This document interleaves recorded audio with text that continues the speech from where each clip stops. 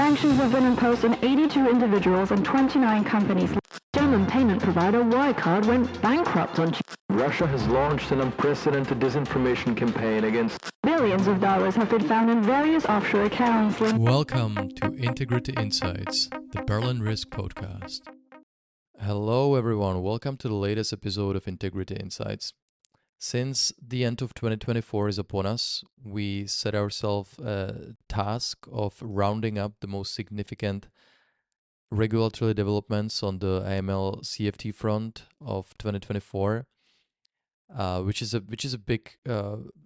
big undertaking, but I have the best conversation partner I could have on this topic, our managing partner Jennifer Hanley-Giersch, who is always up to date with all the regulatory developments, be it in Germany, Europe, US, you name it. This is a very information-filled conversation, but I think very relevant for everyone who is working in our field. So I hope you enjoy the conversation.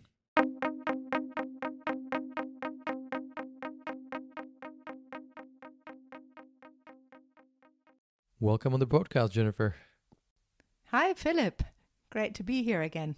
And just to make this clear, we say again because we actually, Jennifer and I recorded the very first episode of our podcast about corporate ownership transparency back in, I believe, June 2023. So I highly recommend everyone go back and listen to this one.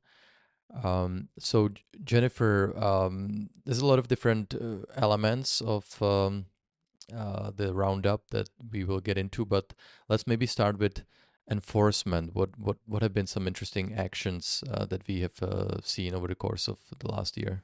Well, I think the largest and most significant fine was issued by FinCEN, which is the U.S. Department of the Treasury, their financial crime enforcement network, of $1.3 billion US against TD Bank, which is one of the largest banks in the U.S. And this fee will probably increase to around $3 billion. Because the bank has pleaded guilty to resolve the U.S. government's investigation, which means that they'll also be put under a 4-year independent monitorship, which will oversee their remediation. So this was in the United States, and what are some interesting cases that we have seen last year or over the course of this year in Europe? Well, there have been some significant fines in Europe as well. Maybe I'll just speak about the DACH region, so Germany, Austria, where we do most of our work. The German regulator BaFin, the Bundesanstalt für Finanzdienstleistungsaufsicht, has ordered a number of large banks and subsidiaries of foreign banks as well as fintechs to remedy shortcomings in their due diligence procedures, in their transaction monitoring, as well as weaknesses within their internal control framework. And at the same time, they've been continuously reminding organizations that, installing the process is not enough, but it needs to be continuously updated in order to ensure effectiveness and in order to ensure that overall the system is functional. Another focus, and one that I think is going to receive more attention going forward, is the focus on senior management oversight of the compliance function. We've seen the German regulator, BaFin, fined Solaris, a bank, which is a banking as a service platform, 6.5 million for what they deem to be systematic, delayed reporting of suspicious transaction reports. The Austrian Financial Market Authority imposed a €2 million fine on Raiffeisen Bank for anti-money laundering compliance failures. They highlighted deficiencies in their due diligence process, in particular in relation to correspondent banking relationships in Cuba and Bahrain, where they'd failed to implement adequate AML controls.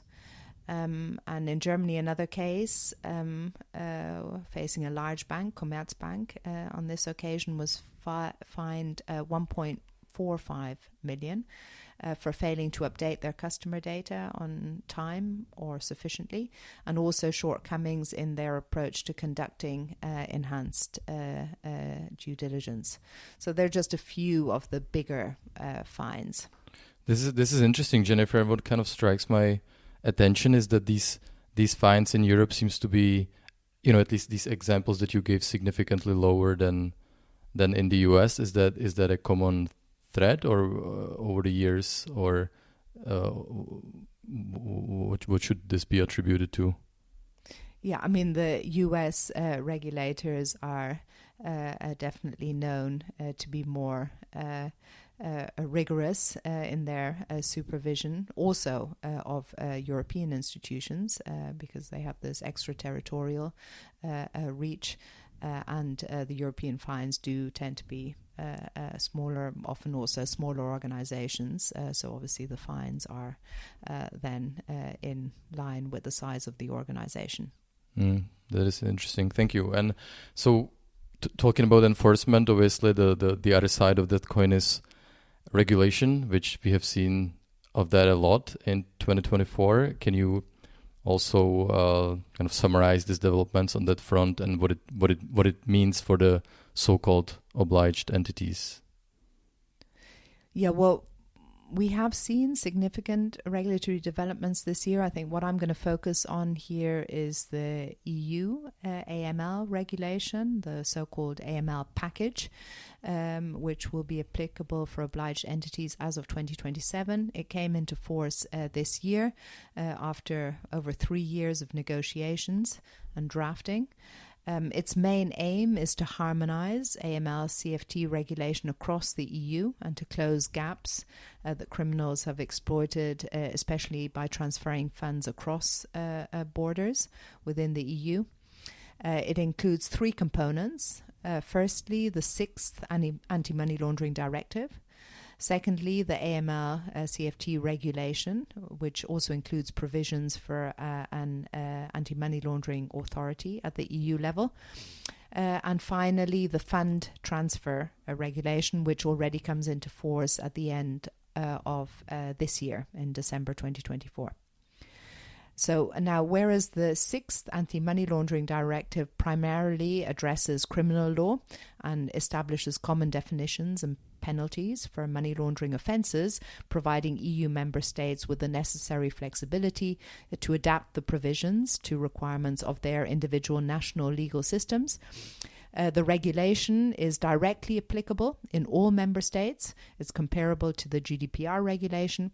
It focuses on administrative procedures for AML compliance, aiming to establish uniform rules for certain procedures, for example, due diligence or reporting standards, beneficial owner transparency across the EU. The Anti-Money Laundering Authority, which is also known as AMLA, will have direct and indirect supervisory powers over obliged entities, including high-risk jurisdictions. And it will also be able to intervene in cases of supervisory failures at the national level and impose sanctions and other measures. AMLA is expected to begin operations in mid-2025 and have at least 400 staff that will be responsible for finalizing the operational details necessary for the effective implementation of the regulation, as well as enforcement. And AMLA will also play an important role in coordinating with national supervisors and financial intelligence units across the EU. And interesting, last week, Bruna Skezo emerged as the European Parliament's favourite candidate to head AMLA in the pre-nomination hearings ahead of Markus Playa and Jan Reintner de Carpentier. The European Commission and the Council still have to confirm this vote, so let's see. There might still be a chance that they decide to express preferences for any of the other 2 candidates, so it's not completely final as yet. Do you have, Jennifer? Do you have any take on why she was why specifically she was picked by the EU Parliament? Well, I think she has a lot of experience on the supervisory side. Very competent. All of the candidates are competent. And it might also have to do with the fact that, Germany was awarded the seat of AMLA because it will be based in Frankfurt.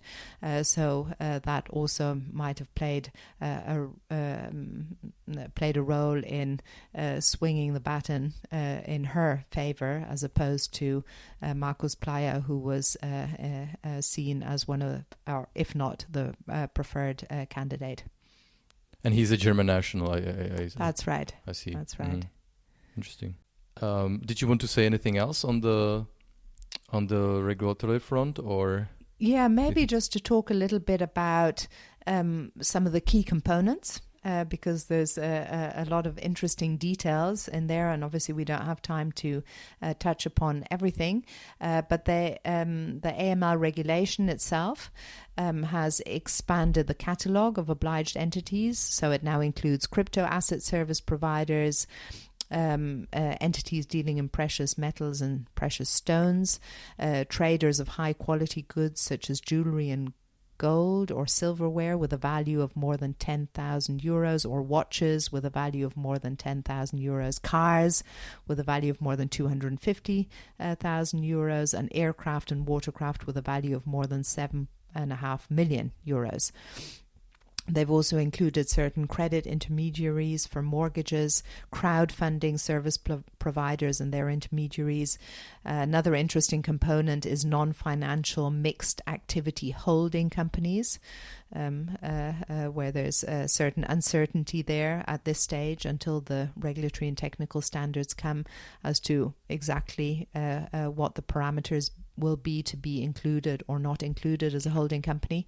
Another interesting group of new obliged entities are these investment migration operators, so the ones that provide services to third country nationals seeking to obtain residence rights in the EU, and all of the activities that accompany that process. And finally, the one that I find also particularly interesting and very relevant are the football agents and professional football clubs. I think you did a podcast on this already, Philip, right. And we wrote an article together on this specific topic, and there's very good reasons to include the football agents and the clubs and their investors and sponsors within the scope.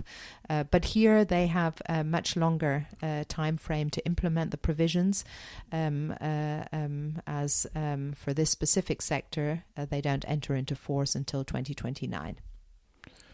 And one thing I'd also like to add at this stage that I think is also very relevant is that they've also expanded the catalogue of situations when enhanced due diligence automatically applies. So up until now, if you interact with a customer who's a politically exposed person, or with a customer who's from a high-risk third country, you have to apply enhanced due diligence measures from the offset. And onto this list, they've now included high net worth individuals. So that will also be a category that will have to be defined in the regulatory technical standards, exactly at what point an individual becomes a high net worth individual, and how you work around those thresholds. And you already mentioned among these among this group of new obliged entities, crypto asset services providers. And in this context, I think it was in July 2024 that the European Banking Authority issued so-called travel rule guidelines to address new anti-money laundering requirements, which now extends also to these crypto services providers. Can you provide maybe some context and why this is an important piece of legislation? Yeah, well, for one, Russia's central bank openly encouraged Russian businesses to use cryptocurrencies and other digital assets to facilitate payments with foreign partners to counter Western sanctions imposed over the Ukraine conflict. So this is clearly a market where the laundering of funds faces much lower barriers to entry than other financial services channels. Under the former money laundering directive, fiat to crypto transactions were already in scope. However, crypto to crypto transfers remained out of scope until now. And the EU regulation now explicitly prohibits the provision and custody of anonymous crypto assets accounts or the use of so-called anonymity enhancing coins. The regulation requires enhanced due diligence on cross-border correspondent transactions when transacting with self-hosted wallets also. There are exceptions to the rules, so hardware and software providers of self-hosted wallets are out of scope as long as they do not possess access or control over those crypto asset wallets. So I think there'll be a lot of discussion around that topic as well, of what's in scope and what's out of scope. So this is another significant development, that is the guideline it's taking coming into force in December 2024. So a lot happening. And another key element of the AML CTF regulatory framework is the so-called high-risk third countries. So we have two lists, the one maintained by the Financial Action Task Force and one by the European Union. And there have been some changes on the countries that have been listed over the year. Can you maybe talk us through what has happened there, and why is this relevant for obliged entities? Yeah, that's a good point to raise. So just for the listeners, just to be clear, so the FATF is a global standard setter. It's a part of the OECD and specifically mandated to set standards for the prevention of money laundering, terrorist financing activities, and they identify jurisdictions that have what they call strategic deficiencies in certain areas. And the EU listing takes into consideration the recommendations provided by the FATF and often matches the listings, but not always. And now, while EU obliged entities must only apply the EU list, they should also consider the FATF list and adopt adequate measures when dealing with countries that might be on the FATF list but maybe not necessarily on the EU list. Now, the FATF has made some quite major changes to the criteria for putting countries onto its grey list, which means that least developed countries will not be treated in the same way as larger countries, which pose a greater risk to the stability of the international financial system. So this is a new development. In terms of the lists themselves, we've seen quite a lot of change on the FATF list, not so much on the EU list. Cayman Islands and Jordan were removed from both the FATF and the EU list, which means that customers based on Cayman Islands or in Jordan no longer have to be automatically subject to enhanced due diligence. The United Arab Emirates and Gibraltar were removed only from the FATF grey list. The EU Parliament blocked the proposal by the European Commission to remove the United Arab Emirates and Gibraltar from the EU list because they thought that the financial crime risks were too high. A good example is the Dubai Unlocked data leak, which was published by the OCCRP, which is the Organised Crime and Corruption Reporting Project, that showcased many incidents of money laundering in Dubai's real estate sector. It's also well known that the region has become a preferred hub for sanctions circumvention activities.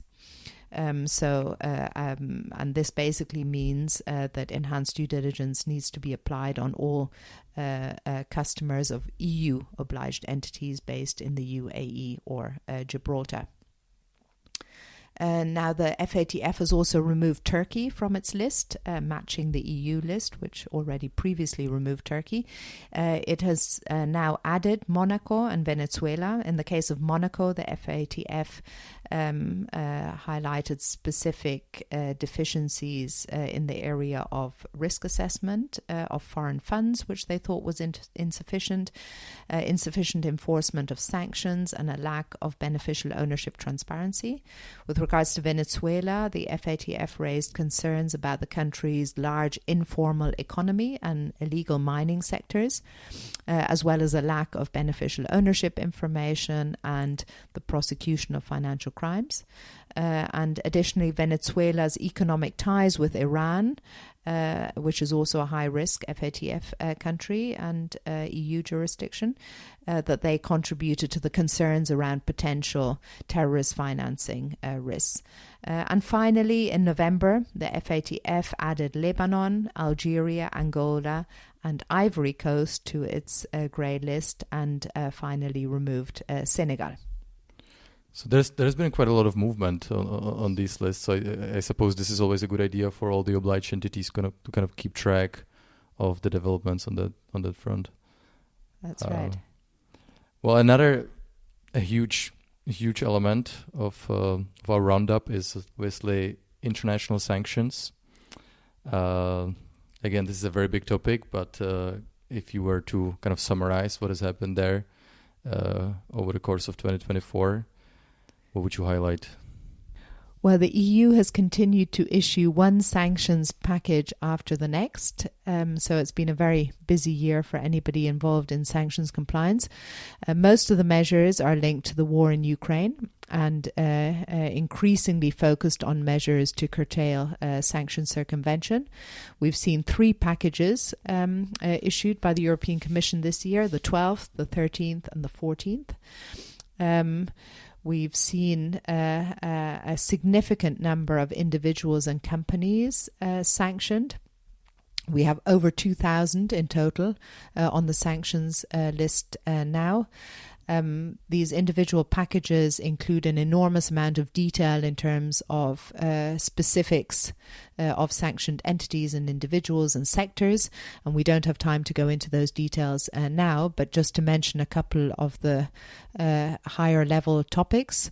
We've seen a significant bans on imports and exports to and from Russia. We've seen increased limitations on Russia's access to military technology. And we've seen companies and individuals active in the energy and maritime sectors banned as well. There's been significant sanctions around the financial sector. Also prohibiting dealings with banks and crypto asset service providers that support the Russian defense sector. And as I mentioned, there's been a very concerted focus on the issue of sanctions circumvention, and the EU has introduced requirements for foreign subsidiaries of EU firms to ensure compliance with the EU sanctions regime also. So there's really... At this point, there's hundreds of entities, sanctioned entities by the European Union. And as you said, there's a 15 package coming, which is, I guess, a context in which it is only, you would expect that there will be some sanction circumvention taking place. And we have seen a lot of those cases in 2024. Is there one such case that really stuck in your mind? Well, I thought the one...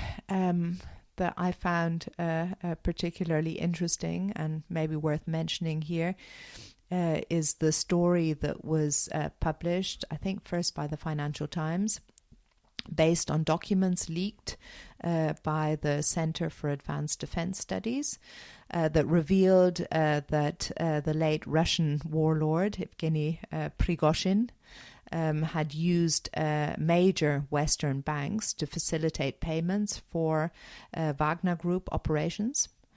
And despite being under US sanctions already since 2016, Prigozhin had managed to bypass restrictions by routing payments through international financial systems and thereby moving goods, generating revenue and supporting activities that included alleged human rights abuses in Africa, as accused by the US Treasury. And following Prigozhin's death in 2023, Wagner's African operations rooted in Prigozhin's business network were simply absorbed by the Russian Defense Ministry, allowing Moscow then to maintain its influence across the region. So you see the dimensions of sanctions circumvention and the detriment to not only the stability of the financial systems, but the wider implications for the situation around Ukraine that this particular case has, and the responsibility that financial institutions have in preventing these schemes taking place. This was a very, very interesting case, and I was also thinking this was a very high profile one, and I was just thinking also in terms of sanction circumvention. We did in our last podcast that we did last month, we kind of spoke about how Russian high net worth individuals use cryptocurrencies to transfer assets from Russia to the European Union to circumvent sanctions. It's also an interesting kind of case that anyone can go back and listen to. In 2024, another really big topic has been terrorist financing. Basically, we saw the continuation of the Israel-Palestine conflict, and this has brought a lot of discussions in Germany specifically, and the German financial regulator, BaFin, has issued in February this year a press release reminding companies of its increased focus on preventing terrorist financing. What are the primary concerns of BaFin? Well, following the attack of Hamas in October last year, various experts were quoted in media reports about Hamas's finances and their funding streams, including a multi-million-dollar investment portfolio which they managed from Turkey. And these experts claimed that if these financial resources had been curtailed, that Hamas might not have had the means to build its extensive tunnel network and maintain their 30,000 strong military force. There was also a BBC investigation that revealed extensive investments by Hamas, not only in Turkey, but across the Middle East and North Africa, including in the construction, pharmaceutical, real estate sectors. And other articles mentioned investments in Saudi Arabia and Sudan. Documents dated already from 2020 suggest that Hamas' investment portfolio may have been worth some 400 million euros at the time, including substantial real estate assets. The New York Times published an article in December 2023 stating that the sale of portfolio companies had been a critical source of income for the group. So it's not surprising that the U.S. Treasury Department Office of Foreign Assets Control, also known as OFAC, has sanctioned 6 of the companies involved already since 2022. So given this backdrop, the EU Financial Intelligence Unit released an information letter for obliged entities, advising them on how to identify any suspicious activities in connection with with the attack by Hamas. It called on companies to take note of potential misuse of non-profit organizations, associations and charities, and to pay special attention to individuals associated with Hamas or connected to the conflict area. We discussed crypto assets and money laundering already in relation to sanctions evasion, but it's also relevant in the context of terrorist financing activities. Hamas activities are also said to have been partially financed through cryptocurrency fundraising efforts. We spoke previously now that the EU regulation is also including these crowdfunding platforms amongst their obliged entities, and this is a good example of why that's important. And as a result of the Israeli law enforcement crackdown on dozens of accounts and seized millions of dollars worth of crypto coins, more than 100 accounts were reported to have been closed on the Binance crypto exchange since the attacks, and another 200 crypto accounts have been requested by the authorities. Tether, the world's biggest stable coin, has frozen 32 addresses worth almost $900,000 that have been linked to acts of terrorism in Israel and Ukraine. And the cryptocurrency Tron was reportedly also used for terrorist financing purposes. So as a result, OFAC has sanctioned a number of crypto exchanges and crypto wallets based on these findings. And when we speak of these extremist groups, there has been another interesting development in 2024 that the regulators have begun to target not just these kind of long established religiously motivated groups, but also far-right entities, which is another topic that we had a podcast on recently. But can you maybe summarize what happened on that front over the course of the last year? Yeah, happy to do that, Philip. That's also a very important development and something, that we need to pay increased attention to. So in July 2024, the EU Council updated its list of designated terrorist organizations and added for the very first time a far-right organization. The organization in question is called the Base. It's a group that has been implicated in terrorist activities, and the move suggests a notable shift in counterterrorism priorities within the EU, and also a clear recognition of the evolving threat landscape from right-wing extremist activities. And notably, 1 month before the EU listing, the United States Department of State had designated the Nordic Resistance Movement and its leader as a specially designated global terrorist, citing their involvement in violent extremist activities and posing a threat to the US national security. And until earlier this month, the only other far-right terrorist group that had been designated under this Executive Order 13224 by the US government was the Russian Imperial Movement, which was sanctioned by the Trump administration in 2020. And maybe just one last topic that I wanted to discuss, which I find personally interesting because it's not immediately obvious how this is relevant in this context. But we have been hearing a lot about the issue of cybercrime over the course of last year, and for longer. Actually, we have also published some work on this subject. How does this topic actually connect with financial crime, and what are the regulatory initiatives that are currently underway in that regard? Yeah, very interesting topic, Philip. Yeah, cybercrime is a predicate crime to money laundering, first of all.